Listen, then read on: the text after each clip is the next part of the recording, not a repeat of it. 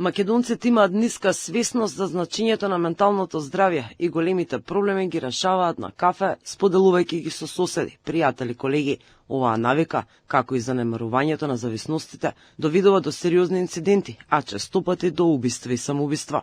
Психотерапевтката Розалија Секуловска вели дека граѓаните не се доволно свесни и не бараат стручна помош за нивното ментално здравје, туку чекаат да им помине. Според неа, лошата навика на граѓаните се одразува и на сликата на македонското општество.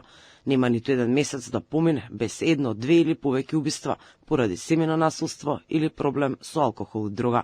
Секуловска апелира дека потребни се законски измени со што психотерапевтите ќе станат задолжителни во образованието, здравството и социјалата.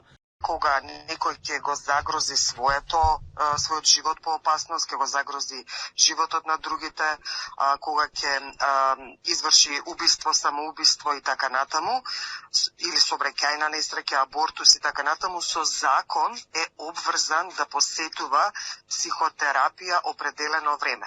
Кога тоа би го имало кај нас, а постои во поразвиените земји, верувам дека ќе се намалат сите овие инциденти кои што се навистина опасни за сите нас во нашата држава. Покрај ниската свест на граѓаните, голем проблем на македонското општество е и семејното насилство, кое секојдневно ги полни билтените на МВР, но и алкохолизмот и коцкањето. Оделението за лечење на зависности при психијатриската болница во Скопје е преполна и термините се пополнуваат со месеци однапред. Директорката Славица Арсова вели дека погрешна е големата слика.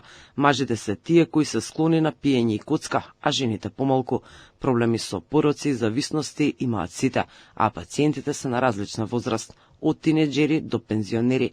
Жените само се многу повешти во криењето, вели Арсова. Кога станува збор за алкохол, очекувано би било да бидат повеќе мажи, но не е така. Има и жени, различно ке жените, тоа што жените пијат скришно, односно пијат дома. Не пијат толку отворено и јавно како мажите, нели пред самопослуга у кафана и слично, затоа што тоа по-несоцијално прифатливо за жените. Жените пијат дома и насамо, односно се кријат.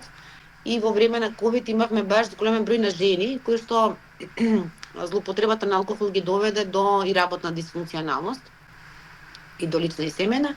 За само неколку дена во Македонија се случија 4 убиства. Пред 2 дена во Штип 65 годишна жена си го закла сопругот откако ја фатил за врат. Истата вечер во истиот град 54 годишниот алкохоличар до смрт ја избоде мајка си. Истата недел имаше крвав пир во Кавадарци. 43 годишен маж си губи вратот, пошто си го закопал во дворот и местото го покрил со шперт плоча. Во психијатриската болница пак во Бардовци, пациент со стаклено шише го закла цимерот, бидејќи се скарале за легло.